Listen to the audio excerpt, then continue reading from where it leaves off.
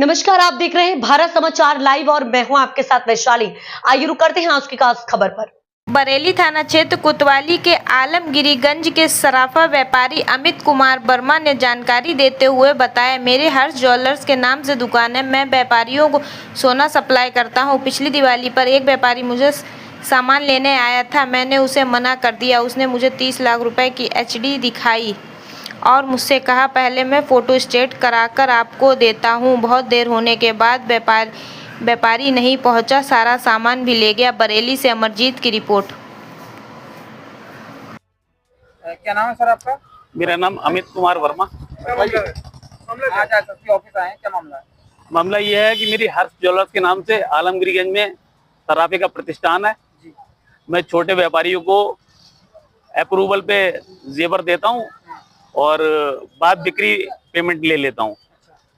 इसी प्रकार से महादेव ज्वेलर्स के नाम से एक दुकान वहां पर थी, जिसका ऑनर मयूर गोयल और उनकी माँ आशा जी थी। वहीं उनका निवास भी है। थोड़ा थोड़ा सामान लिया करते थे मुझसे, लेकिन धनतेरस से एक दिन पहले जब मुझसे ज्यादा सामान की उन्होंने डिमांड की तो मैंने उनको देने से इनकार कर दिया और मैंने कहा मैं किसकी गारंटी पे दूंगा।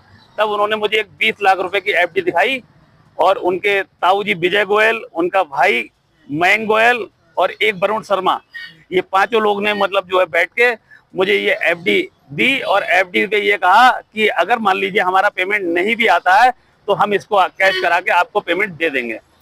बताओ, जमानत उसको मेरे पास रखा। फिर मुझसे सामान लिया 170 ग्राम 505 मिली पक्के सोने का सामान मैंने उनको दिया। उसी दौरान उन्होंने मुझसे ये कहा कि ये एफडी जरा मुझे दे दीजिएगा और मैं इसकी फोटो स्टेट करा के मैं आपको देता हूँ।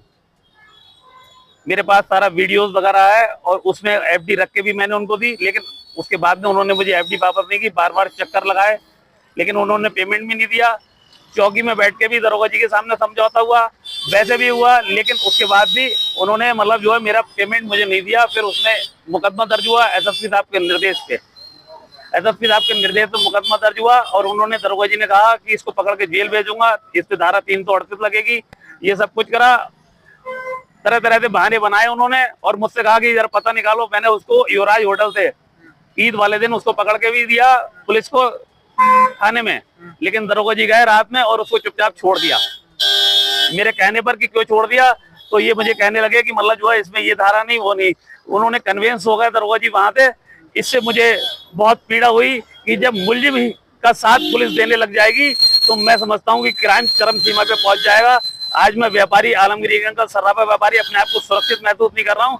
मुलजिमों के हौसले बुलंद हैं, वो तरह तरह से मुझको धमकी दे रहे हैं, केस वापस लेने की, नहीं तो जान से मारने की धमकी दे रहे हैं। मैं डरा हुआ हूँ और मेरा व्यापार बहुत पीड़ित है। मैं आलमगिरीगंज में बैठने पर अपने आप को सुरक्षित महसूस नहीं कर पा रहा हूँ। तो आज साहब से मिले आप क्या? मैं आज साहब से मिला, मैंने चौकी इंचार्ज महोदय जो आयु थे उसमें मैंने उनकी भी शिकायत की कि उन्होंने मुलजिम को लाभ पहुंचाया और वो धाराएं नहीं लगाई जो उन्हें जेल भेजा जा सके।